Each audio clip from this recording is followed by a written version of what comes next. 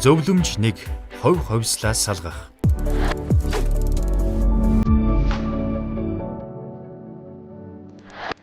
Таны бизнес амжилттай эхэлж цаашид амжилттай өссөн дэвшгүй үгүй юу гэдэг нь хувийн дансаа бизнесийн данснаас салгахаас эхэлнэ. Тэрдээ тэргүй энэ бизнест би ганцаараа эсвэл хэдүүлэх нэл байна. Эдхэн хүнтэй болохоор надаас бүх зүйл хамааралтай. Заавал тэгэх хэрэг юу байна? Өөртөө тэгж төвөг учруулад яах вэ гэж бодож болохгүй. Бизнесийн дансаа хувийн данснаас яагаад салгах ёстой гэж байгааг одоо тайлбарлая. Нэгдүгээр шалтгаан. Та дансаа тусгаарлаж салгахгүй бол өөрийн бизнесээ бодитоор харах боломжоо алдна. Компанийнхаа санхүүг хувийнхаа дансаар оруулж гаргаад хувийн санхүүтэйгээ холиод байвал та бизнесийнхээ орлого, зардал, үлдэх ашгаа бодитоор харж чадахгүй. Маш олон бизнесмэнүүд бизнес хийж байна гэдээ яваад л байдаг. Орлого ороод л байгаа юм шиг, зардал гараад л байгаа юм шиг. Уг нь зогсоо зайгүй ажиллаад л байх юм. Гэтэл олигтой томорч байгаа юм алга. Зүтгэл л байх юм. Гэтэл өөрт үлдэж өсөж дэвшиж байгаа юм алга. Яах ёстой вэ гэдэг. Анх бизнесийн болон хувийн дансаа салгаж удирдах чадаагүйгээс энэ асуудал эхэлсэн байдаг. Учир нь гэвэл нэг бол бизнес нь орлого муутай байхад хувийнхаа орлого, хуримтлал, тэр байтугай кредит карт, өөрийнхөө нэр дээр авсан зээлээр санхүүжүүлээд өөрөө эрсдэлд орчхоод бизнес нь зардлаа даагаад яваад байгаа юм шиг ийм төөрөгдөлд орчихсон байдаг. Үгүй бол бизнес нь орлого олоод байхад хувийнхаа орлого шиг хэрэглээд, хувийн зардлуудаа зарцуулаад, гэр бүлийнхээ хэрэгцээнд зориулаад, тэгэд эргээд харахад бизнесээ хөдлөгчхий гэхээр мөнгөн дутагдалд орчихсон байдаг. Тэгэхээр хувь хүнийхээ хувьд би ямар орлого олоод ямар зардал гаргаад явна вэ? Бизнесийнхээ хувьд ямар орлого олоод ямар зардал гаргаад байна вэ гэдгээ бодитоор харж чадахгүй холилдох нь эргээд нэг л өдөр санхүүгийн эрсдэл, санхүүгийн хямрал бий болоход нөлөөлдөг. Хувь хувьсгалын дансаа салгах хоёрдугаар шалтгаан нь бизнесээ өөрөөсөө уяатай болгохгүй тулд. Хувийн дансаа та анхнаас нь салгахгүй бол та өөрөөсөө уяатай бизнесийн соёлын эхлэлийг тавьж байна гэсэн үг. Бидний бэлтгэсэн хүний нөөцийн менежментийн сургалтаас байгууллагын соёл, түүнийг хэрхэн бүрдүүлдэг тухай маш хэрэгтэй зөвлөгөө өгсөн байгааг та заавал үзээрэй. Маш олон бизнесмэнүүд манай бизнес надаас хараад байна. Би байхгүй бол бүх зүйл бүтэхгүй. Намайг юу хийн, тэрийг хийчихэд юм хэлэхгүй бол хийхгүй байж л байх юм гэдэг яриатай та танил байж магадгүй. Тэгвэл энэ байдлыг хувийн санхүү, бизнесийн санхүү хоёроо ялгаж салгаж чадаагүй байдлаас болж суурийг нь тавьсан гэдгээ бизнесмэнүүд ихэнхдээ мэддэггүй. Маш энгийн жишээгээр тайлбарлая.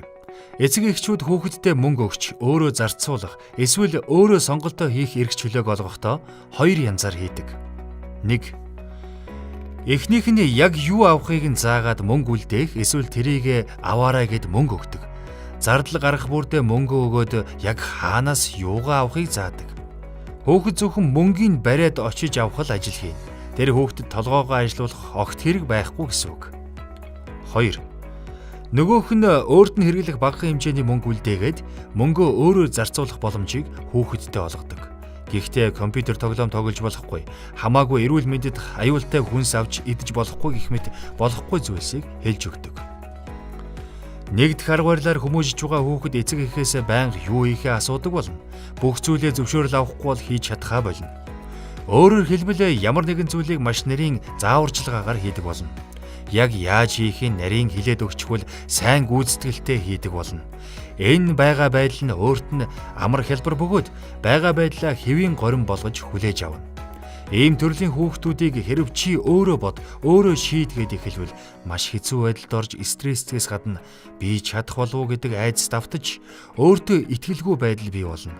Энэ мэтлэн яриад байвал хор хөнөөл үр дагаврууд их бий. Харин хоёр дахь арга барил дээр хүүхэд өөрт байгаа мөнгөөрөө юу хийх вэ гэдгээ бодно. Алийг нь хийвэл дээр вэ гэдгээ шийднэ. Боломжит хувилбаруудыг бас бодчихсон байна. Өөрөө тэр хийх зүйлийнхээ араас явна. Ямар тач өөрийнхөө хийсэн зүйлийн зөв бурууг олж харна. Хэрв зөв зүйл хийсэн байвал өөрөөрөө бахархна. Бурууд бол буруудчихлаа гэд өөрийгөө шүүмжлээд чимээгүйхэн хүн битгий мэдээсэ гэж хүснэ. Гэсэн ч толгой нь шүүмжиллээрээ ажиллана. Хязгаарлалт тавьсан зүйлсийг мэдж байгаа учраас буруу зүйл хийхгүй байгаа гэдэгтээ итгэлтэй байна. Бизнес бол амьдрал дээрх ийм энгийн жишээтэй л адилхан юм. Та өөрөө хувийн дансандаа бүх мөнгөө байршуулад оруулж гаргаад байхаар тантай хамт ажиллаж буй ажилтнууд тань бүх зүйлээ танаас асууна. Бизнесийн зочиндоо уулзалт хийхэд тавгийн чихэр байх уу үгүй юу гэдгийг хүртэл танаас асууна. Таныг хэлвэл уг тавгийн чихрийг танаас мөнгө аваад очиж аваад ширээн дээр тавина. Та хэлэхгүй бол ингийн гэж хэлэхгүй. Таны мөнгийг тэд хараад удирдаад байх эрх огт байхгүй учраас бүх зүйлийг танаас асууна.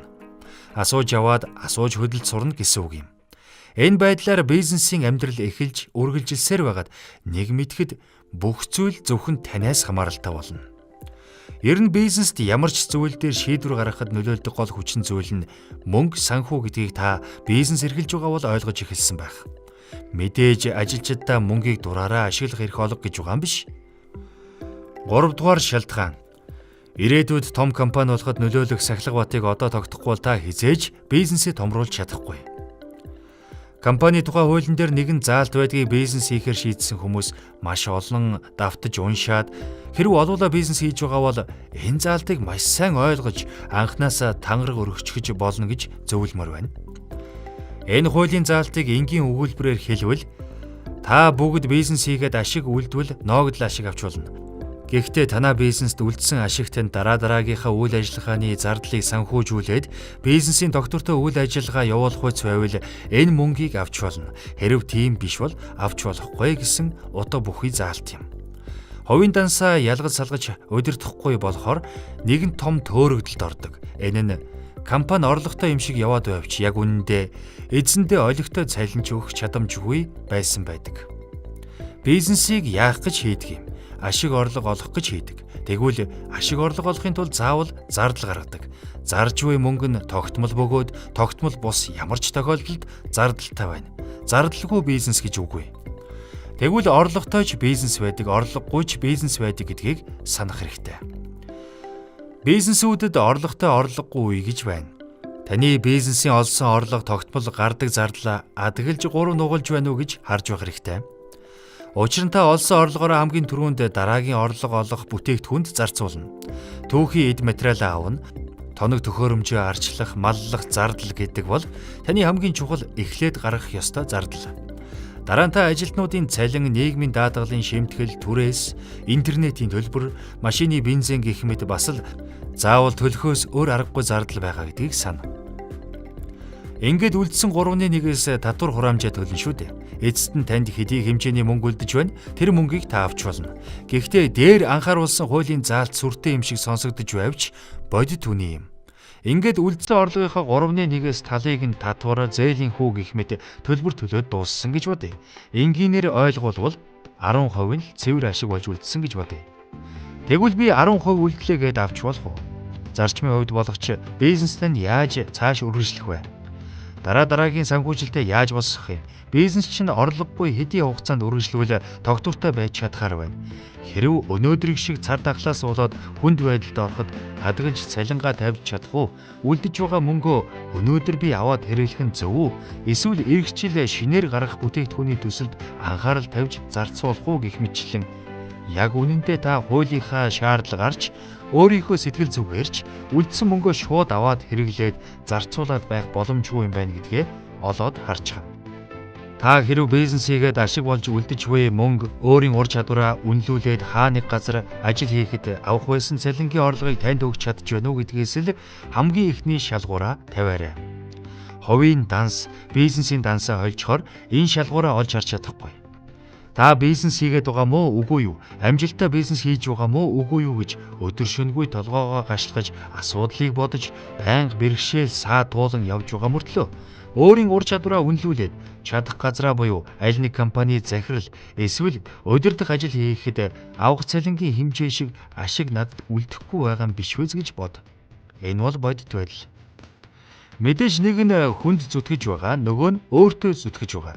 Нэг нь асар их эрсдэлтэйж боломж их, нөгөө нь бага эрсдэлтэй боловч боломж бага. Гэхдээ санхүүгийн хувьд зөв удирдах эхлэх нь эндээс л эхэлнэ. Хувьсгалын дансаа холиод байхаар энэ нөхцөл байдлаа та анзаарч чадахгүй. Нэг л их мөнгөтэй юм шиг яваад л байдаг. Гэтэл үнэндээ танд адгалж цалин гэж зүйл үлдэхгүй байгаа юм биш үү гэдгийг л дахин сануулъя. Дийлэнх бизнесийн дотоод хямрал энэ сэдвт заасан хувьсгалаа ялгаж чадах зүтгэж байгаа хүмүүс өөртөө адгалж цалингаа олдог байх гэдэг асуудлаас л эхэлсэн. Олон жилийн өмнө суурийг нь тавьсан байдгийг анхаараарай. Дөрөвдүгээр шалтгаан. Хоёр дансаа салгахгүй байснаар замбраагүй санхүүгийн эхлэл тавигдана. Монголын уран сайхны кино Тонголог тамир дээр Итгэлт баян хувийн санхүү буюу бүртгэл хөтлөлөө хэрхэн удирддаг жишээ гардаг. Энэ гурвалжингаар тэмдэглэсэн 90 хоний. Энэ яриа танд юу бодогдуулж байна? Яг үүндээ хувьсгалаа холиод эхлэхээр Итгэлт баян шиг зөвхөн өөрөө мэддэг санхүүгийн харилцаа мэдээлэлтэй болох юм. Энэ бол бизнесийн ертөнцид аюул. Танай компани санхүүг танаас өөр хүн мэддэггүй болно. Итгэлт баян харин ч ойлгомжтой цэгцтэй хөдөлж юу хийснээ өөрөө ойлгож байна. Тэгвэл дийлэнх бизнесүүд хувьсгалаа холихдоо ямар ч замбраагүй, дараа нь ямар ч санхүүгийн хүн ойлгох байтугай өөрөө ч ойлгохгүй байдалд орсон байдаг. Хамгийн эрсдэлтэй нь ямар ч баримт нотлогоонууд олддоггүй. Гэтэл санхүү нэгтлэн болох бүртгэл гэдэг бол зөвхөн баримтаар нотлогдсон зардал орлогыг хууль болон олон улсын стандартад нийцсэн байдлаар нь хүлээн зөвшөөрч бүртгэж таны бизнесийн санхүүгийн тайлан мэдээлэл гарна. Хувьсгалаа холиод замбраагүй санхүүтэй болчхоор нэг бол та бизнестэй үнэхээр зарцуулаад байгаа зардлаа баримтаар баталгаажуулж чадахгүйгээсээ болоод өөрөө баахан зардал үүрнэ. Зардал үүрэгч биш юм. Зардал үүрч байсан бол түүнийг тань баримтжуулаад компани зардалтаа бүртгэхэд таны татвар төлөх ашигаас хасагдаж болно. Гэтэл та ингэж баримтжуулж чадахгүй бол зардал биш бүр алдагдал үүрнэ. Нэг бол та худлаа ашигтай юм шиг гаргавч цаана нь аль хэзээний таны мөнгө бодитоор байхгүй болсон байна. Нэмэх нь ашигтай юм шиг гарсан тайлангаасаа та татвар төлөх нэмэлт үүрэг хүлээнэ. Иймээс л та анхнаасаа хувийн зардал, байгууллагын зардалд маш нарийн анхаарал тавьж санхүүгийн баримтуудыг тусад нь ялгуулж сурах хэрэгтэй. Хувьсгалын дансаа салгах 5 дугаар шалтгаан. Хяналт шалгалтуудын овоо хараанд өртөнө. Бизнесүүдийн хувьд татвар нийгмийн даатгалын хяналт шалгалтанд заавал орох ёстой байдаг. Энэ бол хуулиар хүлээсэн үүрэг. Тэгвэл та хувьсгалаа холиод байхаар ямар асуудал үүсэх вэ? Татварын хяналт шалгалтын танай бизнесийг хамгийн эхлээд харах зүйл бол орлогоо зөв тайлгансан уу? Нууж хаасан зүйл байна уу? Татварын орлогоо зөв тодорхойлсон байна уу? Татвар ноогдох зардлаас хасагдахгүй зардлыг хасчихсан байна уу?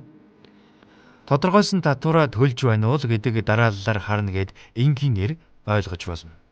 Тэгвэл таны бизнесийн санхүү замбраагүй, компани харилцах дансны эзнийхээ данстай холбоотой орлого зарлага хийгдсэн байвал эзний дансыг шалгахаас өөр аргагүй байдалд орно. Тэгвэл таны хувийн дансаар зөвхөн бизнесийн орлого ороогүй.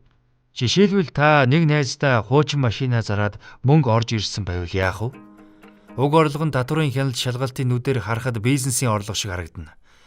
Таны хувьдээ орсон орлого бүрийг бизнесийн орлого, түүнийг мэддэггүй юм байна л гэж харна.